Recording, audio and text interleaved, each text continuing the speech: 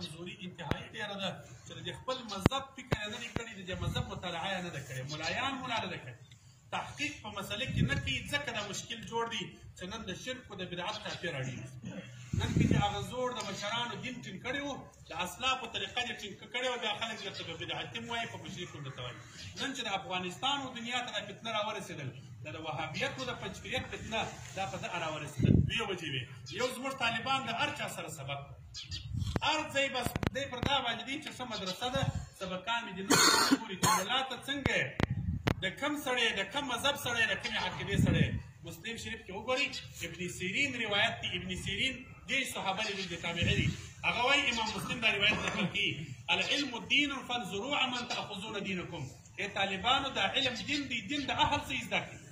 عالمګیریم د تعلیم لپاره یو شرط لیکلی دي چې علم به د عامل سړي څه زده کوي، د خدای دوی دي. نن سلفیت هم طالب ناست دي، زموږ یو ملګري و سعید مولوي صاحب دي، هغه بول نن خو کامل کرزي سبقان شروع کړل، ولاکه طالبان لا کړي. نن طالبان امید کرزي ته لاړ شي، یقیني دا بس دا زموږ تاسې دغه اوس په ګرمسیر کې تاسو په خبر یاست، د ګرمسیر دلته به څوک یا نه، د ګرمسیر په ولسوالۍ کې هلمند کې پنجپیریان غټې مدرسې دي. دا اوس د تېره جمعه کې عمارت وربند دي، ټولې وربند دي، کله اشتراقي سي دلته اوس په پټه کې ناست. دغه مدرسو والا څوک وه؟ تاسې هغه ملایانو ویډیو وې د عمارت ته د ګرمسیر خلکو سره ښکارلې وې. دغه زموږ د هلمند طالبانو دلته بشیر الهي په دا پټه کې یو غټ پنجپیری دی، دا سره ترجمه کړي.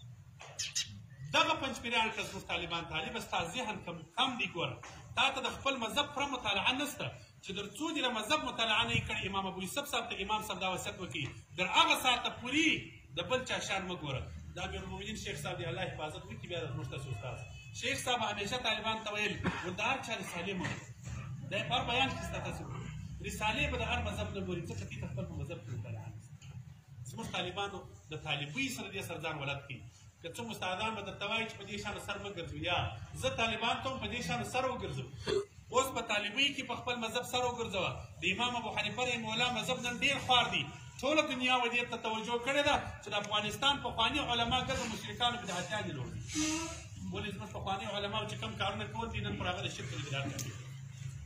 د دین د حفاظت یوه لار ګوره دا ده، شاه ولی الله رحمه الله عبدالجید کې لیکي دین په چیش باندې حفاظت کېږي، چیش په اعتماد، پر خپلو مشرانو به اعتماد کوي. صحابه د نبي علیه السلام څخه دین تابعینو ته راورسوي، تابعینو اعتماد کوي، تابعینو تبع تابعین ته راورسوي، هغو اعتماد. دین سلسله پر سلسله په اعتماد را روان دي. که موږ نن پر مشرانو بې اعتماده شولو چې زموږ مشران په دین نه پوهېدل، لکه دا اوس چې د جهال خلک دي، دین د لاسه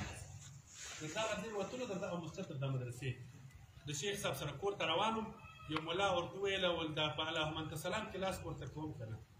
دا شیخ امیرالمؤمنین شیخ صاحب ورته وویله وایي ضرور به پورته کوي.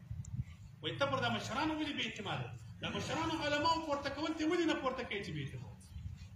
طالب که نور څه نه معلومېدل، پر دې خپلو مشرانو علماو مه بې اعتماده.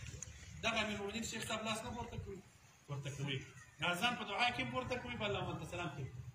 د ختم مسله یې دلته په فقهي مجلس کې ایښه او پر دغه ځای مجلس په هغه ورځ باندې ختم جوړ چې د ختم مسله وه، په هغه جمعه یې ختم جوړ. والملایان چې رالل ده خپله ما ته قصه کول، ملایان چې رالل ول هغه مسله څنګه ده؟ ول ما مسله خو دا ده اوس هم خو ختم وکړي،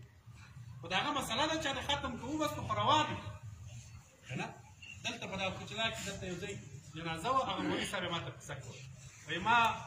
شیخ صاحب جنازې ته راغلی وم، ما ورته شیخ صاحب دا سړی خو ډېر موړ دی، دا ما کتابو کې بعض کتابو کې لیکلي دي چې دا اسقاط دي، موړ نه ګرځي. ول ټول ضرور به ګرځی که نه؟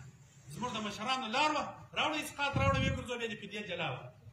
ګوره دا زموږ مشران پر مذهب داسې دي، په مسله کې تحقیق کوي. زموږ د طالبانو د ملایانو یو کمزوري دا ده، په مسله کې تحقیق نه کوي. بس چې هر چا فتوا ورکړې وه، هر پښتو اردو کتاب یې ولیدي، سبا دی فتوا پر ورکړي. نو په فقهي مجلس کې فتوا یې ورکړي چې ختم ناروا دی، په فقهي مجلس کې فتوا ورکړي چې 12 ناروا ده، په فقهي مجلس کې فتوا ورکړي چې اسقاط نه. ښه تحقیق په مسله کې کوي، ښه مسله ګوري، په ملایانو په خپلو علماو اعتماد وکړي، د مذهب خدمت وکړي، مذهب ته متوجه سي. مناظرات د دین اهم جز دی، مناظرو سره تعلق جوړ کړي. زموږ طالبان ټول ته مناظرې کوي، مناظره کورس وکړي، مناظره زده کړي. مناظره چې شته، مناظره اوس نو خلکو ته ملایانو بعضې ملایان طالبان ته په دې تعبیر کړی ده چې مناظره معنا جنګ، یا مناظره د خپل دین دفاع ده، مناظره د خپل مذهب دفاع ده. والمناظره لنصرة الحق عبادة، دري مختار لیکل دي د دین د نصرت لپاره مناظره د عبادت دی. نن موږ ته تفسیر کبیر کې تیر سول طالبان ته ترجمه ښکاره کړل. امام رازي رحمه الله وایي مناظره د انبیاو کسب و، د انبیاو کسب دا و چې مناظره کړي. مناظره څه شته؟ دلته د مدرسې د باندې ووتلې دلته سلفی کاکا درته ولاړ تا ته وایي ته به د امام پسې شاته قرات وایه طالبه کې نه وایه ټول ته وایه موږ خو زموږ مذهب ملایان ورته وایي په دا هدایه کې مو لیکلي دي وایي که مقتدی په امام پسې ولاړ وو شاته به قرات نه وایه دي وایي وایه دي خلکو ته دا وایي وایي که دې بېقرأت لمونځ وکړي لا صلاة لمن لم یقرأ بفاتحة الکتاب وایي لمونځ نه دي. نو ته یې ولې نه وایه ورته وروره موږ خو عجب خلک دین چې زده کوو هغه د یو ملا سې زده کوو خو دا قرآن له د هغې نه سې زده کولی خو عجم یو. نو موږ چې ملایانو سې زده کړي دي هغه راته وایي وایي دغه الحمدلله مه وایاست وایي دغه نه رسي. امام صاحب مبارکه سره نقل کړي دي کتابونه لیکلي دي وایي دا مه وایاست چې په ملا پسې ولاړ بس موږ عجم یو د امامانو تقلید دی د تقلید ناروا دي. تقلید به نه کوي د ملایانو تقلید شرک دی دی په شرک تعلیم ورته ښه نو ته ما ته ورشه زه څنګه لمونځ وکړم وایي چې په امام پسې ودرېدلی د امام شاته الحمدلله ووایه ورته ته راته وایه څنګه ووایه دی به یې داسې وایه چې د امام شاته ودرېدې الحمدلله رب العالمین ته داسې ورته وایه ورته الحمدلله رب العالمین الحمدلله رب العالمین دی به یې غلط دي ویل الحمدلله الحمدلله دلته پیش ورکړه ورته زما نه یې زده کېږي الحمدلله وایه که مې پیش نه کړي ور ناروا دي و چا ویل چې ناروا ولې دلته پیش وکړم قرآن کې راغلي چې دلته پیش ورکړه که حدیث کې راغلي په چیش کې راغلي یا په کافیه کې راغلي چې مبتدا مرفوع ده دا مبتدا ده ورته نو ته خو تقلید ناروا دي نو خو د کافیې مقلد شوی دی ته خو نه قرآن لیکلي دي چې دلته پیش ورکړه نه حدیث لیکلي دي دا لله زه لله وایم دا چا ویلي چې لله نه وایي لله وایي دا کوم دا قرآن کې خدای ویلي دي چې للهیه وایي که رسول علیه السلام ویلي دي چې للهیه وایي دی وایي یا بیا کافیه کې لیکلي دي چې دا مجرور دی علام حرف جر پر داخل شوی دی نو ته خو د کافیه مقلد مناظره دغه ته وایي مناظره جلا شی نه ده ورته ګوره تقلید د دین اصل دی د دین بنیاد دی دین بلا تقلید غیر مقبول دی نسي قبلېدلی که د یو مذهب د امام تقلید څوک ونه کړي زه د دې ځای په چیلنج وایم زما دا خبره د ټول دنیا بې مذهبه وابیانو ته ورسوي لمونځ خو به په اسلام کې اهم رکن رسول علیه السلام به لمونځ ډېر هم کړی وي 20 کاله شاوخوا زیاتو کم پکښې لمونځ کړي دي د 20 کاله زیات دي کم نه دي هره ورځ 15 واره کوي څومره به صحابو شي زده کړي د لمانځه یو رکعت چې هر رکعت د دې زده یي چې د دې په لمانځو کې کم لمونځ ښه زده یي ورته په هغې کې یو رکعت چې ستاسو زده یي د سره څه در پایه پر یو رکعت که چا ماته په قرآن او په حدیث تفصیلي ثابت کړي زما دغه ژبه به راپرې کوي زه به د ته اجازه کې تقلید نه منئ که چا ول تقلید د مذهب مه کوه یو رکعت تفصیلي لمونځ دې ماته د ټول دنیا بې مذهب او وهابیان را ثابت کړي د امام صاحب مذهب دې نه مني لمونځ دې را ثابت کړي نورګر د شام پرېږده یو رکعت دې ثابت کړي چې په قرآن او حدیث تفصیلي ورته ثابت کړي ما د ټول د ژبې د پرې کېدلو اجازه نه ستاسو ځکه ته مذهب نه منې دین زده کوې لهذا د دین اصل بنیاد تقلید دی تقلید په مناظره باندې دین ساتل کېږي خپل د دین د حفاظت ته متوجه وکړي مناظره کورسونه وکړي زه خو مناظره کورس کوم د جبې جبې په شپه باندې اکثر وخت هر کال شروع کوم هر کال مې چې شروع کړم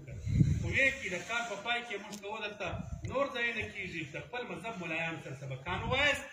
د دې نوو فرقو د هرې مقابله فرض ده که پنجپیری دي که بریلوی دي که سلفی دي که کپټنۍ دي چې زموږ دین و اسلام ته نوی دین راوړي موږ اختلاف بریلویان د پنجاب بریلویان دا د دې لوی ګمراهان خو دوی اوس بریلویان چې شته وایي زموږ د پنجپیریان خو مې بریلوی دا ته وایي چې په 12مه خیرات مې بریلوی په د هلمند کې دلته یو ملا دی ما پر د واټساپ یو وخت خبرې ورسره وشوې دا یو بل چاته خبرې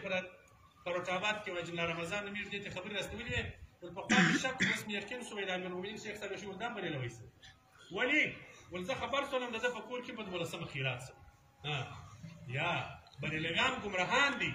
موږ د احناف د امام سره د مذهب خلک د علمای دیوبند د مسلک خلک د هغو مشران زموږ لار ده نور نوي فرقې ټولې ګمراهان دي طالبانو د نوو فرقو د نوو ډلو څخه ځان وساتئ د خدای لپاره درته وایم بیا درته وایم د خپل پر مشرانو د شرک د بدعت چاپې مه لګوئ وطنو ته چې ولاړ شي داسې مه کوئ چې دلته به نوی دین وروړئ چې ورته پلار ته ورته بدعتي سوی ته مشرک سوی پلار 20 کاله په تا خرڅ کړو یا د خپله جوکار کوي و ملا صاحب چې ورسې دلته چې ملا سي پلار ته وایي ته خو مشرک یې ونیوی تا د فلانکي لاس ومچ کړی و تا د زیارت خورده راوړې وه تا تعویض کړی دي تا مریدي کړې ده تا خیرات کړی دي دا شرک و بدعت نه دي. په مختصرو ټکو درته وایم د ماښام وخت داخل سو چې زموږ د مذهب څه مسائل دي دا په قرآن او په سنت باندې په احادیثو په مذهب ثابت دي. نحن متبعون لا مبتدعون حيث وقف سلفنا نقفو. امام طحاوي وایي موږ د خپلو مشرانو اتباع کوو، ابتدا نوی دین نه راوړو. زموږ اسلاف چې پر کوم ځای درېدلي دي موږ به هلته درېږو. زموږ اسلاف چې کومه طریقه کول موږ به هغه کوو. چې نوې طریقې چا درته راوړلې دا خلاصه درته وایم د هغو څخه ځان ګورئ.